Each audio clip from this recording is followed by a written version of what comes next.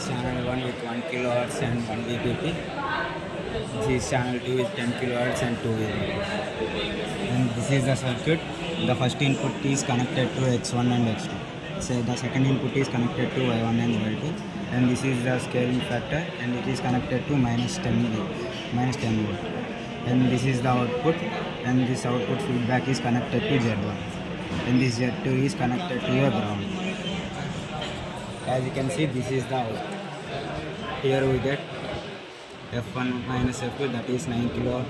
The peak is 9 kilowatts. And F1 plus F2, the peak is 11 kilowatts. So in the channel 1 we took 10 kilohertz 1 VPP frequency. At channel 2 we took 9 kilohertz 1 VPP frequency. So here we have made a differentiator. So the output of the multiplier we input through a resistor, and then that resistor goes through the capacitor, and through the op-amp we have given a feedback loop. The resistance in the feedback loop is 10 kilo ohm. The resistor connected in the series is 1 kilo ohm, and this is the FFT of the graph shown. We are getting the frequency is amplified, and other frequency which will be at 1 kilohertz is not visible because it is de-amplified there.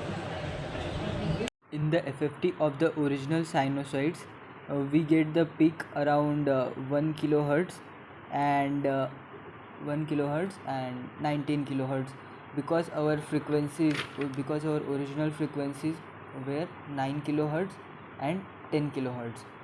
So after the multiplier circuit we get 1 kilohertz and 19 kilohertz, and when we use the differentiator on this circuit, which is the high pass filter, we only see a peak around 19 kilohertz as this frequency gets de-amplified due to the differentiator circuit.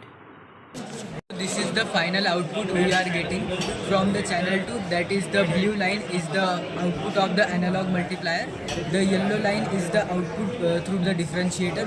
Here we can see that the 1 kilohertz frequency is filtered out and only 19 kilohertz is shown.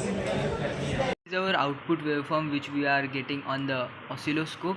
The input is shown by the smaller wave, the output is shown by the bigger wave. The transfer function of a differentiator is given by minus Z2 by Z1, where Z2 was R2, and in Z1 we have a resistor in series with a capacitor. So it was R1 plus 1 by J omega RC. Here the output wave is inverted, means it is opposite to the input wave because of the negative sign, and it is amplified because of the factor of RC that we multiply in the differentiator circuit. I'll be explaining the calculations from the second question onwards. While the procedure of multiplication through the analog multiplier, we took one of the voltage as 2 volt peak to peak of 9 kilohertz, and the second source as 2 volt peak to peak 10 kilohertz. After the multiplication operation, we get two frequency components, F1 minus F2, which is 1 kilohertz, and F1 plus F2, which is 19 kilohertz. In order to filter these frequencies through a high pass filter, we need to design a filter such that the cutoff frequency of my filter lies between these two frequencies. So this is the design of our high pass filter.